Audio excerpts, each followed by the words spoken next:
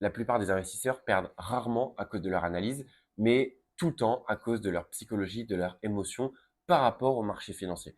Et c'est ce que j'aimerais aborder aujourd'hui dans cette vidéo, ça va être la psychologie des investisseurs, parce que c'est très important d'être aligné par rapport à ces investissements. Les marchés viennent à paniquer, la plupart des investisseurs font tous la même chose.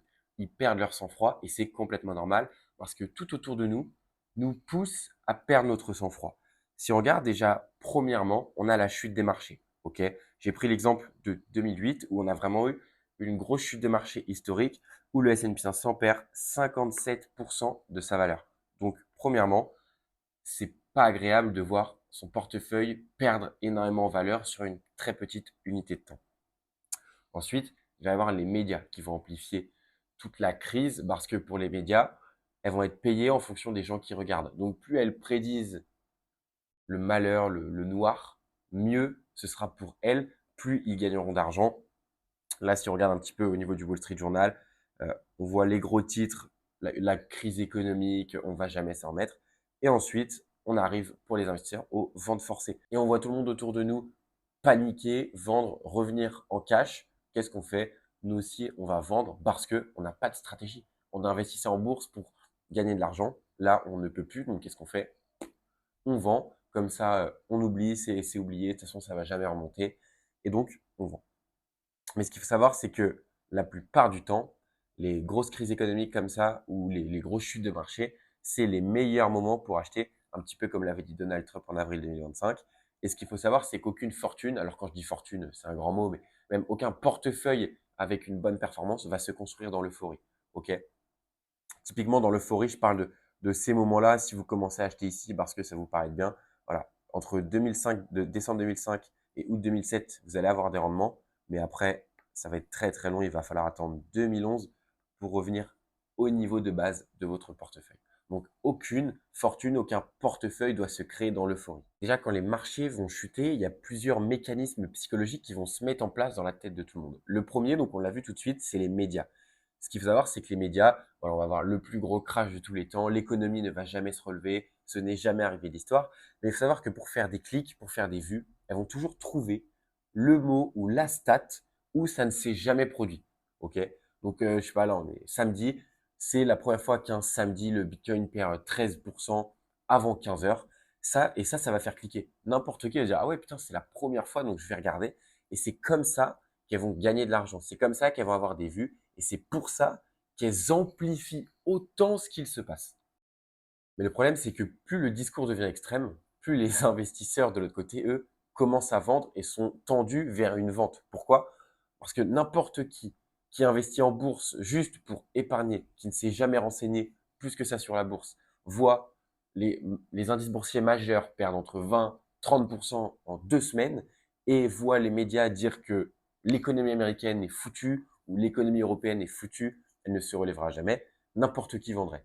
C'est complètement normal et c'est pour ça qu'il faut avoir une vraie stratégie derrière et une vraie façon de penser par rapport au marché boursier.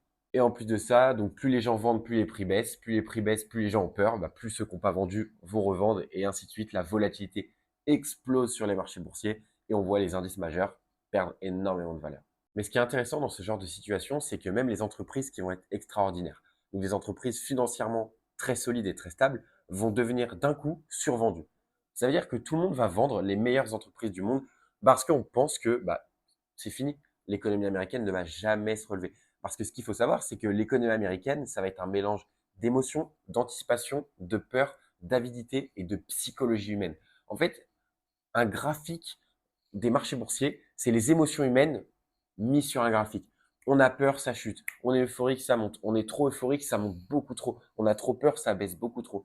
C'est juste ça. Et donc, quand tout le monde a peur, et que l'entreprise elle soit nulle, que l'entreprise elle soit bien, qu'elle soit vraiment nulle à chier, on les vend au même titre. Les trois, on va les vendre au même titre, alors qu'il y en a une des trois qui ne mériterait pas de se faire vendre.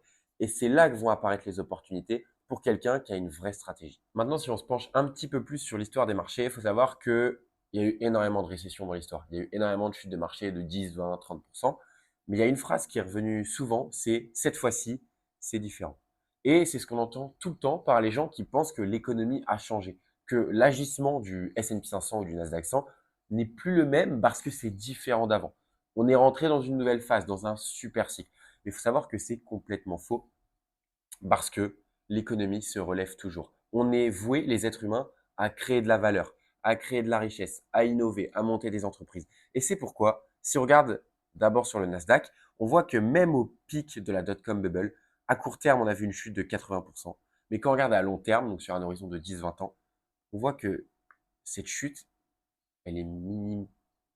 On la voit même pas. C'est extrêmement faible parce que à long terme, l'être humain est voué, a été créé pour créer de la valeur, innover, créer de la richesse. Et ça se ressent sur les indices boursiers qui sont ni plus ni moins que la valeur de richesse créée par les entreprises, donc là en l'occurrence américaines. Et maintenant, si on se penche sur le S&P 500 qui va être un indice un petit peu moins volatile parce qu'il n'inclut pas les valeurs tech, on voit quand même que juste ici, on a la dot-com bubble, juste ici, on a la crise des subprimes, et ensuite, ça repart à la hausse. Parce que à court terme, oui, l'économie va pas bien du tout. Et ça, on le price. Donc, on fait chuter le S&P 500 de 57% en un an et demi.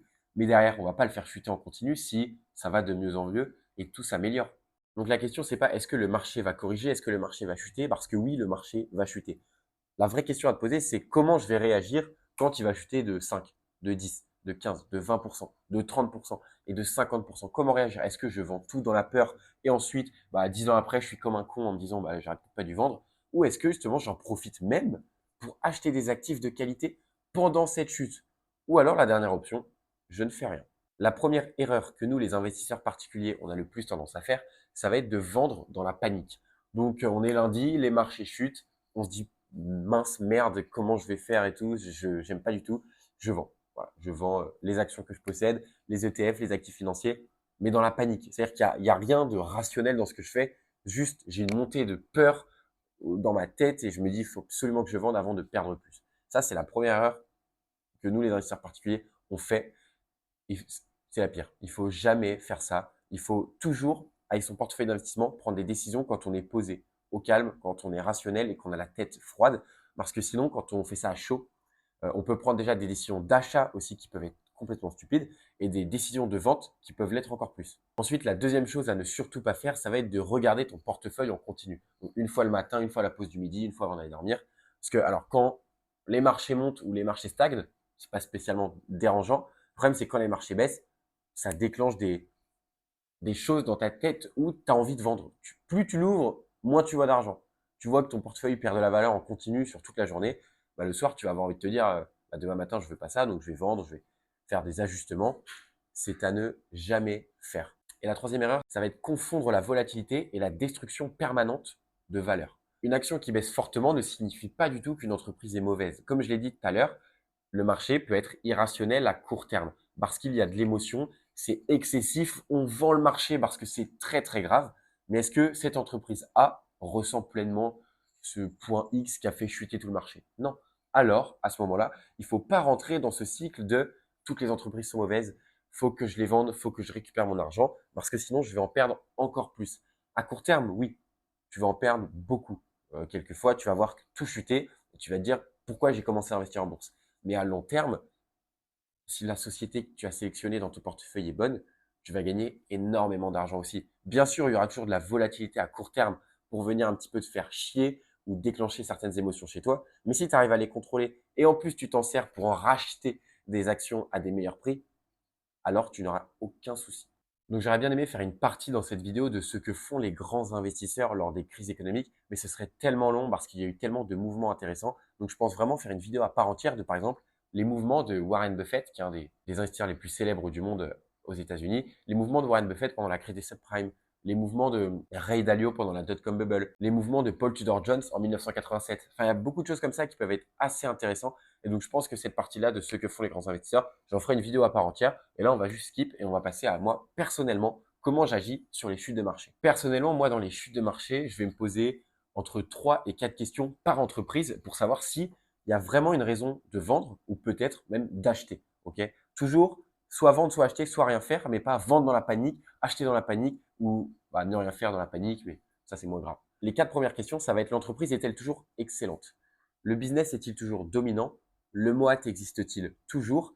et la rentabilité reste-t-elle solide? Avec les réponses à ces 4 questions, j'ai déjà un point de vue de est-ce que cette chute de marché a vraiment un impact ou est-ce que la raison de la chute de marché, donc imaginons que les marchés chutent parce qu'on est confiné, est-ce que le confinement a vraiment un impact sur la société X que je possède en portefeuille? Ensuite, l'autre question que je vais me poser qui est hyper importante, c'est le business model est-il toujours intact? Il y a une différence entre une chute de marché et une destruction structurelle du business. Si le business que moi j'achète, donc quand j'achète Apple, le business d'Apple se fait détruire structurellement, Apple ne me sert plus à rien en portefeuille. Parce que ce pourquoi j'investis dans Apple, ça ne marche plus. Et la dernière question que je me pose, c'est la baisse vient du marché ou de la société? Est-ce que ma société qui a perdu 5% aujourd'hui, c'est la seule du marché ou elles sont trois? Ou est-ce que les 500 entreprises du S&P 500 ont perdu entre 1 et 5% en fonction de la volatilité de chaque action? Et ça me permet de répondre à une question. Si les investisseurs vendent précisément cette action que je possède, c'est qu'il y a un problème interne à la société. Par contre, si le S&P 500 ou le Nasdaq ou le CAC 40 perd 3% et mon action perd 2,5 ou 3,5, ok, donc c'est un problème de marché, c'est général. Il y a une certaine peur autour des marchés financiers et pas autour de mon action A. Et donc si tu as compris tout ce que je t'ai dit depuis le début de la vidéo, tu comprends donc que le vrai avantage d'un investisseur long terme, c'est pas la capacité à prédire l'économie, la capacité à spéculer sur des certaines actions, c'est la capacité à rester rationnel dans les moments où justement on peut être poussé à être irrationnel. Quelqu'un qui reste rationnel émotionnellement dans les chutes de marché pourra vraiment se construire un patrimoine avec des bons rendements parce qu'il achètera quand tout le monde a peur et il pourrait potentiellement aussi vendre quand tout le monde est euphorique. Donc si tu dois retenir une seule chose de cette vidéo, c'est que les marchés, ils paniquent régulièrement. Les crises, il y en aura toujours. Des corrections tout le temps. Mais l'investisseur long terme qui réussit à créer un portefeuille long terme, c'est pas celui qui va prédire la crise. C'est celui qui va rester calme quand tout le monde devient émotionnel. Parce que retenez ça, la panique va vraiment créer les meilleures opportunités de l'histoire pour vous. Ceux qui sont nés en 1990, qui ont eu 18 ans en 2008, qui étaient rationnels, qui avaient une stratégie, qui ont vu les prix des marchés, qui ont acheté à foison, ils sont à la retraite en 2025. Parce que les marchés ont donné un rendement après la crise des subprimes qui était impressionnant. Entre 2008 et 2026, on a un rendement exceptionnel. Donc mon dernier conseil, c'est garde une vision long terme sur tes investissements long terme. Et ça ira beaucoup mieux. Ça ira beaucoup mieux. N'essayez pas de prédire la crise, n'essayez pas de prédire la correction, le prochain bull run, bull market. Vraiment, juste investis avec ta tête et pas avec tes émotions. Je te remercie d'avoir regardé cette vidéo jusqu'à la fin. J'espère que ça t'a plu. C'était la première tournée un petit peu sur l'investissement. Donc, n'hésite pas à me donner ton avis dans les commentaires et probablement des suggestions de vidéos que tu aimerais que je fasse.